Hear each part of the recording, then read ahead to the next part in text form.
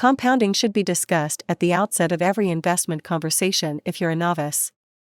Compounding is the process of earning interest on top of the interest you previously accrued from prior periods. By remaining engaged in the market, you can possibly grow your savings over time. If you are able to comprehend compounding as a novice, it enables you to become enthusiastic about the potential of investing and set goals for how that money can increase over time. So stay tuned with us to know in depth about compound interest and its benefits.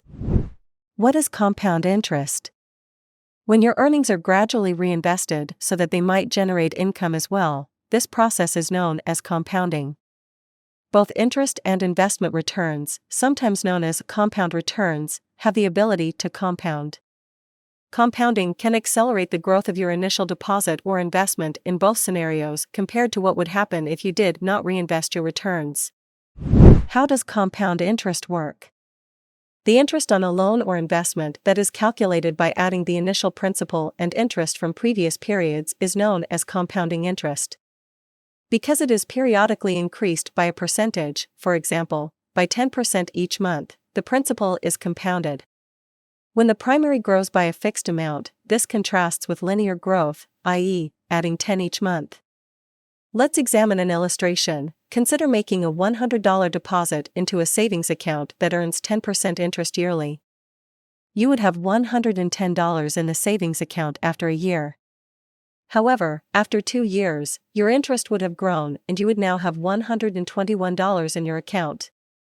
That's because you're earning interest based on your new total profits, $110, not simply your initial deposit, $100, which was subject to 10% interest. Therefore, based on your new total of $110, you will receive your 10% interest after 2 years. The breakdown of how such earnings might grow over time is as follows. Deposit upfront, $100. Year 1, $100 plus 100 by 10% equals $110. Year 2, $110 plus 110 by 10% equals $121. Year 3, $121 plus 121 by 10% equals $133. Additionally, your $100 contribution would increase to $259.37 after 10 years of compounding at a rate of 10%. That demonstrates the strength of compounding. Why does compounding matter to you and your finances, then?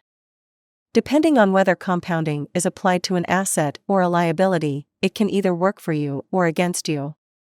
The aforementioned illustration demonstrates how compounding benefits you when used for a savings deposit or investment assets. But it also applies to obligations, such as debts payable on loans, when compound interest is accrued based on the principal balance owed as well as the interest accrued over time. Compounding interest in this situation means that as time passes, your debt grows.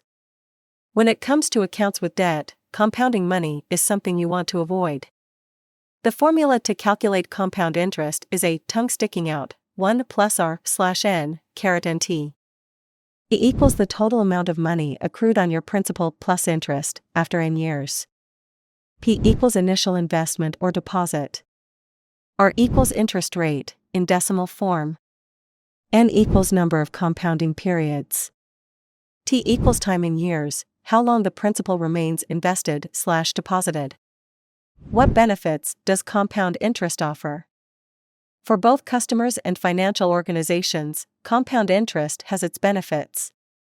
The snowball effect, a metaphor that likens compound interest's capacity to create wealth over time to a snowball expanding in size and mass as it rolls down a hill, is what gives compound interest its strength.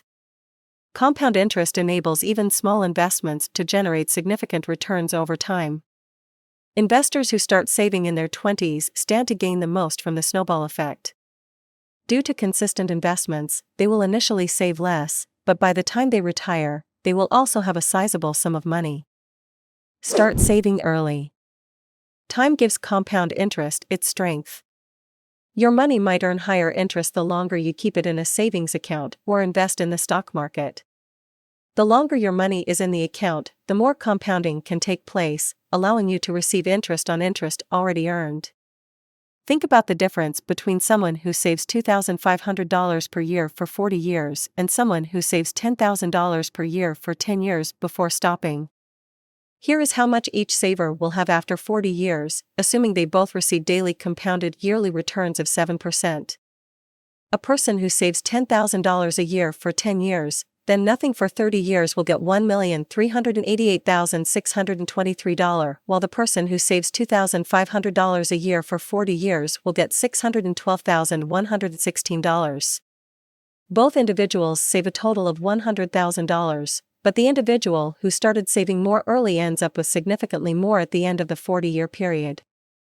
We have discussed compound interest and how does it works.